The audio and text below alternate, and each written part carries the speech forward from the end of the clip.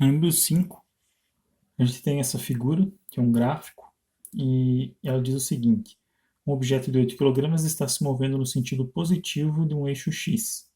Quando ele passa por x igual a zero, uma força constante dirigida ao longo do eixo passa a atuar sobre ele. A figura mostra a energia cinética K em função da posição x, quando o objeto se desloca de x igual a zero até x igual a 5 metros. A força continua a agir. Qual é a velocidade do objeto quando ele passa de volta por x igual a menos 3 metros? Então a gente tem essa figura aqui, ela mostra o que está acontecendo com o corpo que está se movendo ao longo de um eixo x. E a gente tem o seguinte: quando ele está se movendo aqui no sentido positivo, né, para a direita nessa minha figura, ele vai passar a sofrer a atuação de uma força.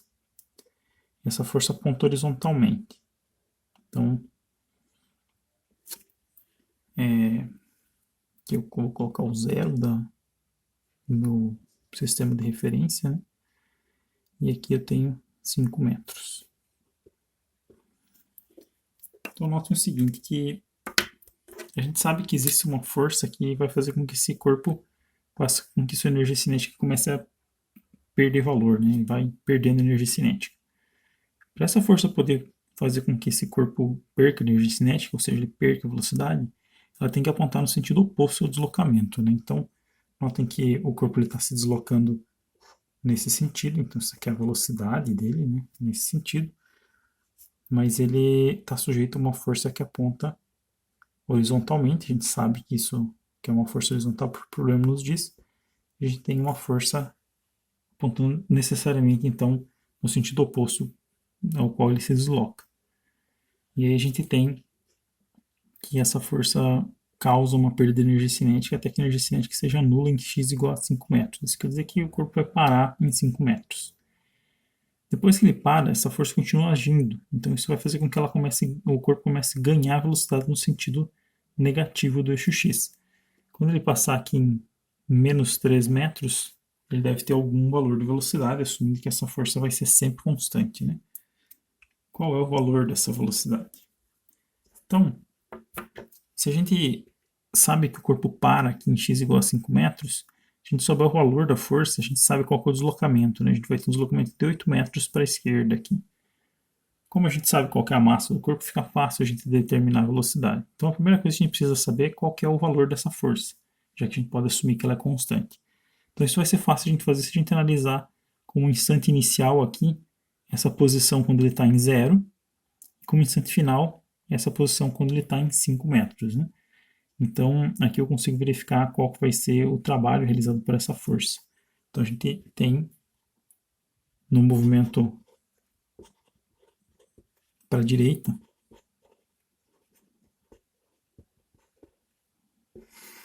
que o trabalho vai ser igual à variação de energia cinética. Então o trabalho vai ser o trabalho unicamente dessa força F, a única força que a gente sabe que existe nesse problema. Pode até assumir que seja aqui um corpo que se move sobre uma mesa, por exemplo, então a gente teria uma força normal e uma força peso, mas essas duas forças elas estariam perpendiculares ao deslocamento e não realizariam nenhum trabalho. Então a gente pode escrever que o trabalho, que vai ser igual a ΔK, vai ser simplesmente o trabalho da força F, que é igual então a energia cinética final menos a energia cinética inicial. Nota que minha energia cinética final vai ser nula, porque esse corpo para aqui em x igual a 5 metros, eu estou considerando esse instante como sendo um instante final. Né? Então, com isso, eu posso escrever o seguinte, que o trabalho realizado pela força F vai ser o módulo da força, vezes o módulo do deslocamento, que vão ser 5 metros, né? Vezes o cosseno do ângulo entre o vetor força e o vetor deslocamento. Então, nota que o vetor deslocamento vai ser um vetor horizontal apontando para a direita, né? Então, que é o mesmo sentido do vetor de velocidade. Então, a gente tem um ângulo de 180 graus entre a força e o deslocamento. Então, isso tem que ser igual a menos a energia cinética, que é 1/2 da massa vezes a velocidade final. Apesar que aqui, né, não faz nenhum sentido eu pegar e fazer isso, velocidade final ao quadrado, né? Por quê? Porque a gente consegue ler esse valor do gráfico, né? Então a gente sabe que isso aqui é a energia cinética inicial, que é igual a 30 joules. Então não faz sentido eu pegar aí e substituir essa expressão aqui porque eu consigo ler diretamente o valor da energia cinética a partir do gráfico. Então eu percebo que a gente vai ficar com, como eu quero determinar o valor da força, né? F, então vejo que isso aqui é igual a menos 1, cosseno de 180, então eu posso cancelar esse sinal com esse menos 1 aqui. Você vê que F vai ser simplesmente o valor de energia cinética inicial dividido pela distância. A energia cinética inicial são 30 joules, dividido pela distância, que são 5 metros. Vai me resultar, então, 6 newtons para o módulo da força. Agora, de posse do módulo da força, fica fácil a gente determinar qual que vai ser o valor da velocidade quando o corpo chega em x igual a menos 3 metros. Então, no movimento para a esquerda, o que a gente vai obter?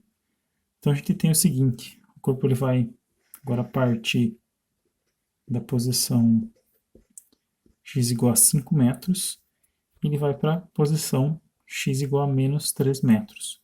A gente percebe aqui que o nosso deslocamento, ΔX, vai ser, que é o módulo do vetor deslocamento, né, porque ele se desloca só na direção desse eixo x, vai ser igual a 8 metros. O deslocamento, na verdade, é menos 8 metros, mas na hora de calcular o trabalho, vai o módulo do deslocamento, que vão ser 8 metros. Então, a gente pode dizer que o trabalho causado pela força F, ou efetuado pela força F, vai ser igual à variação da energia cinética. De novo, a gente tem lá a energia cinética final menos a energia cinética inicial, que é a variação da energia cinética. Mas agora a posição x igual a 5 metros é a nossa energia cinética inicial. Né? A gente tem uma energia cinética inicial associada a essa posição, porque esse é o nosso estado inicial agora para o movimento para a esquerda.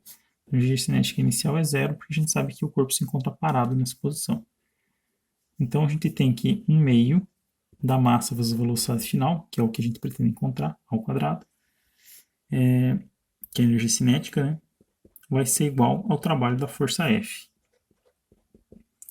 Esse trabalho da força F é o quê?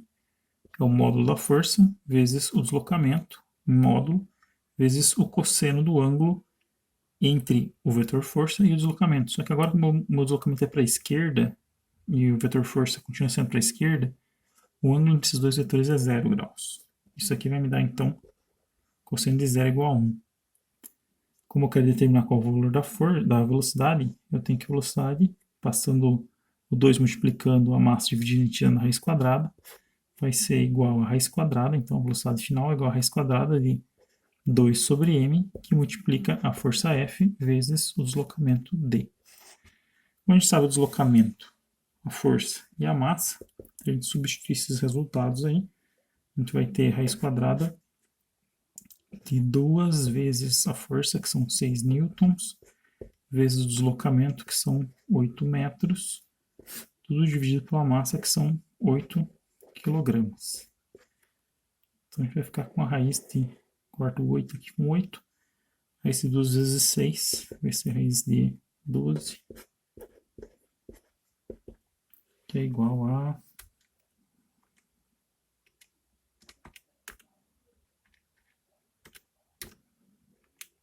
3,46.